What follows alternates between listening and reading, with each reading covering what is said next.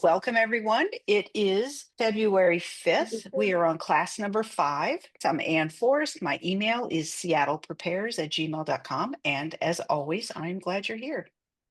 So we have two topics tonight. The first one is communicating after an earthquake. When the shaking stops, this is what you do. You check on people and pets around you. You control your utilities. For the natural gas, you shut it off if you smell the gas leaking or you hear a gas leak. You hear that hissing. Electricity, you shut it off if you see damaged wires or you smell insulation burning. And lastly, you're going to collect water while you can, if you can. And we talked about that. I think it was class number 2, but hopefully everybody remembers that. And then you reach out and make contact with family and friends. This is what we assume people will do after they've taken care of those immediately around them, controlled your utilities. We believe folks will reach out and find out how family and friends are, either inside the disaster zone, probably the most important one, and then maybe even letting people outside the disaster zone know how you're doing. So that's what we're going to talk about tonight is communicating after a disaster. And the other thing you'll want to do is get more information. Like, what do I do now? Is it safe to try to walk home? Should I stay here at work? Can I make it out of the grocery store without something falling on me? Are the buses running? Are the streets passable? All that kind of stuff. So you're going to want to get more information. So that's what we're talking about tonight. Contacting family and friends.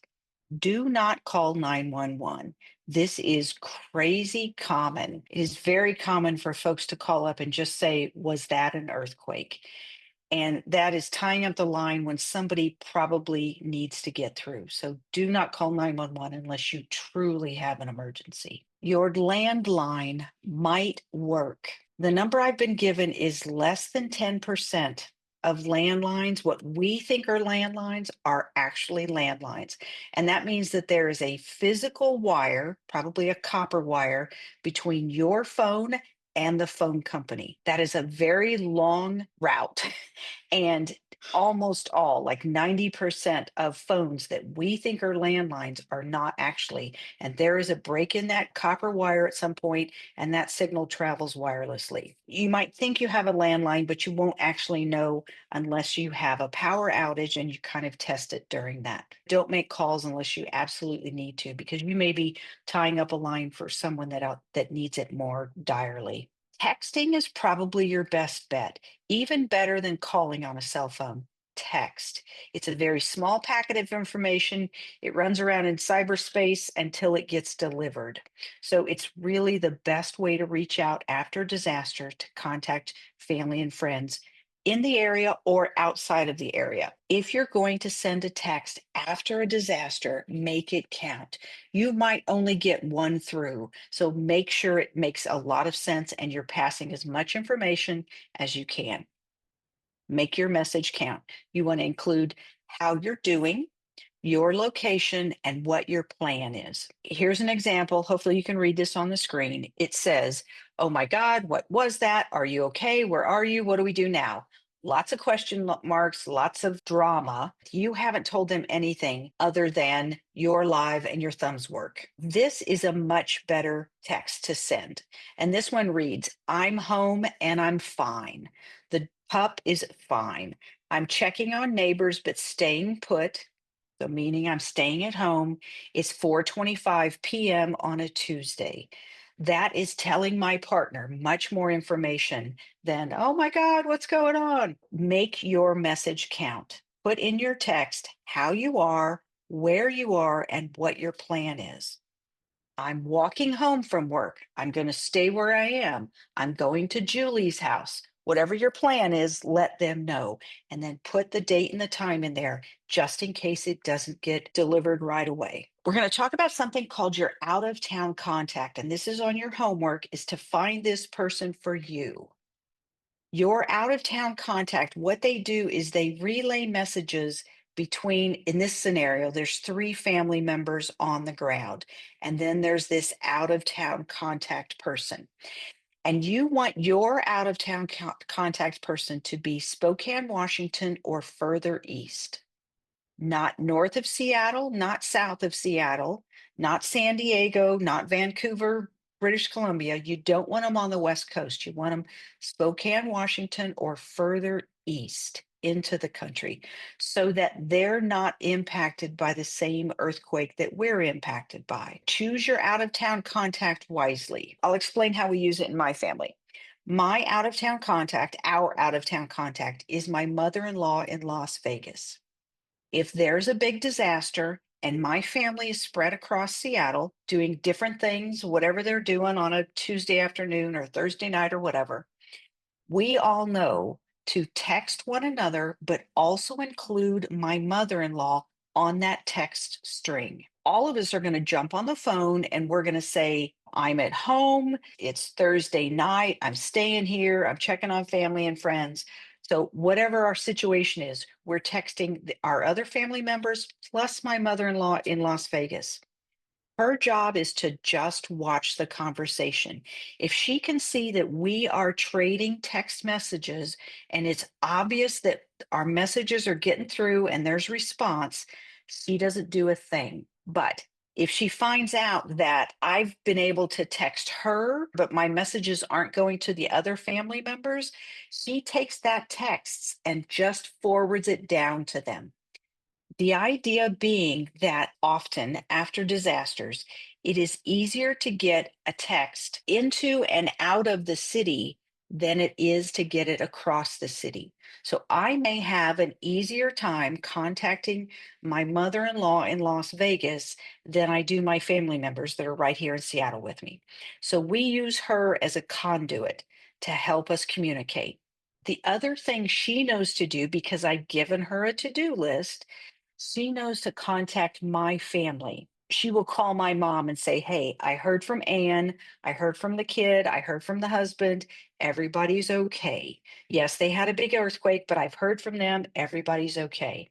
The other thing she does is she jumps on Facebook and she says something like, "Hey, I've heard from Anne and the family. Everybody's fine. If I hear anything from them, I will post it here on Facebook." So that's what she does for us because I gave her a to do list. Real quick, I'm going to mention a project that the Emergency Communication Hubs put together. It's called I Am Safe. Ham radio operators can send messages to your out of town contact or whoever you want using ham radio waves after a disaster. We've practiced it. We haven't used it tons. Obviously, we don't use it very often because we don't have disasters all the time, but it is possible. So you may stumble across a ham radio operator that has the bandwidth and the power to send out messages over ham radio waves. And they can send it to a phone number, just like a text, or they can send an email. This works even when cell towers are down because ham radio is independent of our cell phone towers. They can send an email, a text, or in a weird old fashioned way, they can actually send a letter. But in hurricanes Helene and Milton, and also just recently in Southern California with the fires, they turned on Starlink so that certain phones that are newer phones were able to link to Starlink satellites in the sky to send really simple texts. I don't know if calling was possible. I don't think so. I think it was just text. I think you were able to maybe text 911 if that was an option. They turn this on during disasters. So just keep it in mind. It's coming. It's going to change our capabilities after a disaster. Always think about your phone may not make it through a disaster. It may break, it may run out of power, whatever. And most of us don't have those really vital phone numbers memorized. I don't know my mother in law's phone number. So I have it written down. One of the things on your to do list, on your homework list, is to write down these important phone numbers.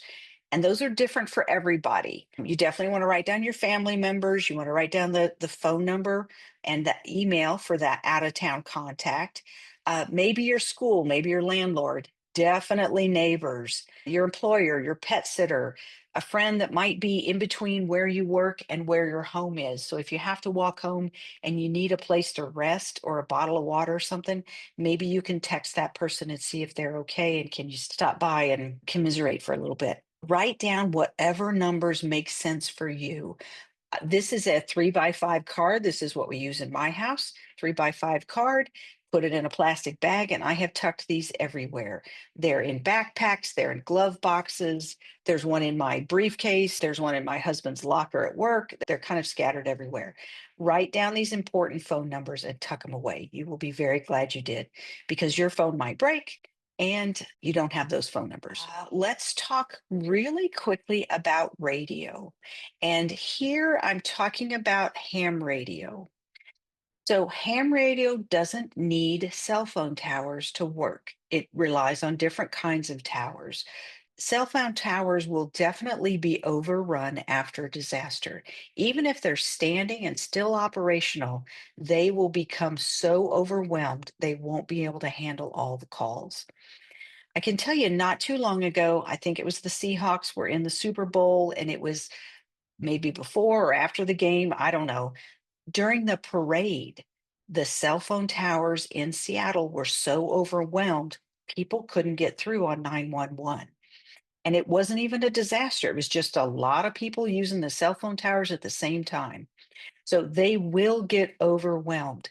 Ham radio doesn't use those cell phone towers, so it will still work. Ham radios work on batteries. So even if the power grid goes down, that doesn't matter. As long as they still have batteries, they can still run, and they can be mobile. So you can walk around with a lot of different ham radios. The cons are it does rely on repeaters, which are similar to cell phone towers, but they are put up and they're meant to stay.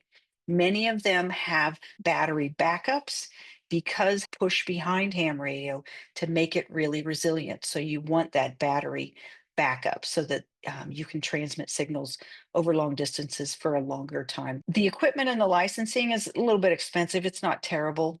It is a little cumbersome. You can't just order a radio on Amazon and then start talking. So there's some things you have to go through. For those of you that are really, really, really new to radio, we are having a class next Wednesday, which means this class, the disaster prep class, is canceled for that week. We're going to push it off for another week. So February 12th, next Wednesday, we're having a class called Amateur Radio Basics. It is super basic. If you're a radio guy, this is not for you. You can attend online. It is in Wedgwood, so Northeast Seattle, or sit at home and watch the class from home. But if you're just thinking like, oh, I'd like to know more about this is a good class to attend from home. All right. I want to encourage you, get signed up for Alert Seattle and Alert King County. This is how the city is going to send out information to the public on how to stay safe. They're going to tell us things like this hospital is accepting patients, this hospital is not. They're going to tell us what bridges are up and which bridges are not working, all that kind of stuff. This system right here, Alert Seattle and Alert King County, is how they're going to send out information to us. So make sure you have signed up. I will put it in the follow up for this class just to make sure that you got signed up for that. It's super important. You are correct. Alert Seattle is not an app. It is not an app that sits on your phone. It is a website you need to go to and register. And you have to tell Alert Seattle or Alert King County, what do you want to hear about and how do you want to hear it? Do you want traffic reports, hazardous material spills? What do you want to hear about and how do you want to hear it? Do you want a phone call? Do you want a text? Do you want an email? So it's very customizable. You tell them how you want this information. This first topic we're talking about tonight is how to get hold of your loved ones and how to get more information. So don't forget just regular old commercial radio. KIRO 710 AM is our emergency station for this area. They train, they have special parameters. I don't know what all goes on, but these guys are supposed to stay on the air even if everybody else isn't able to. If you have an emergency radio, I'm sure a lot of you have something like this and it's got a crank on it. You can crank it to get yourself enough power so you can listen to radio. I'm going to encourage you to put tape on that radio or a piece of paper or just write on there somewhere 710 a.m. Hopefully that will clue you into the fact that if you're going to listen to the radio, this is the station to go to first. What we think will happen is 710 a.m. will stay on the radio, and the other radio stations, when they can, will just rebroadcast this. But in the beginning, go to 7:10 a.m. and that's where you should be listening for commercial radio to tell you any information they have. Don't forget about television. It might be working.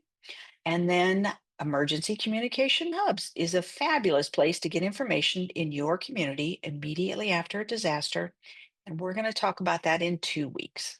All right. The second topic tonight is get home bag.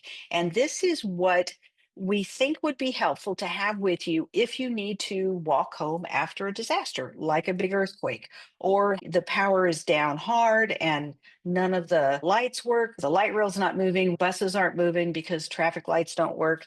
If that kind of thing happens and you need to walk home, this is some of the stuff you should think about having with you to make that walk easier. A little bit of food. Here's a headlamp, definitely water, extra batteries for the headlamp, small bills, cash. This is a walking map. This is a whistle. This is a big trash bag. Would be really good to carry stuff home in or cut a neck hole in it, a couple armholes, and that's my raincoat. This is the list. It's on your handout. Do not forget about medications. If you're on life-saving medication that you cannot not take, then keep a couple doses with you. This stuff you guys could have thought about on your own: mask, flashlight, extra batteries. Cash, you want small bills. Don't walk around with 20s or 50s in your get home bag, ones and fives, so that maybe you can buy a bottle of water or something like that on your walk home. A picture of your household members, super helpful if for some reason you're separated and you need to enlist the help of other people to find your family members. And then if you have pets, a picture of your dog or cat is great. A picture of your dog or your cat with you is better. It proves ownership. A paper map is really good. After a big disaster like an earthquake, things will look very, very different. It will be very difficult to walk home because all of your normal landmarks are going to change. So, paper maps are super helpful. Emergency phone numbers, like we talked about earlier. And then think about throwing a pad of paper and a couple pens in there. If you're going to leave a note at work and saying, I left at 4:20 in the afternoon, I'm walking home, I'm going up Route 5 or whatever, leave somebody a note telling them what you're doing. And then if somebody gives you directions on this is how you get over to the Magnolia Bridge or whatever, you want to write it down because you're going to be shaken up and it's going to be really difficult to remember what folks are telling you. So, paper and pencil. All these things are on your handout. Gather them together, throw them in some kind of container and throw it in your car, throw it in your commuter bag, stick it under your desk at work if that's your situation. But have this stuff available for if you ever have to walk home. There are navigation apps like Google Maps. If you take the extra step, you can download the map onto your phone so that even if you don't have Wi Fi or cell phone signal, that map is still on your phone and you can still navigate home. But you have to download those maps behind the app on your phone, or it won't be there when you need it. Our next class is in 2 weeks, February 19th. What we're going to talk about is what does make a plan mean? What could that mean for your household? And then we're going to talk about early earthquake warning apps. We've got more and more options all the time. I just want to make sure that you have those loaded on your phone so that you get at least a couple seconds of warning that an earthquake might be shaking you soon, and gives you just a couple more seconds to take some preventative actions, which would be get down on all fours and get underneath a heavy piece of furniture. So I will see you on the 19th at 7 p.m. In 2 weeks after our normal class, I will help folks get apps downloaded to their smartphones if you have that kind of phone that can handle smartphone apps.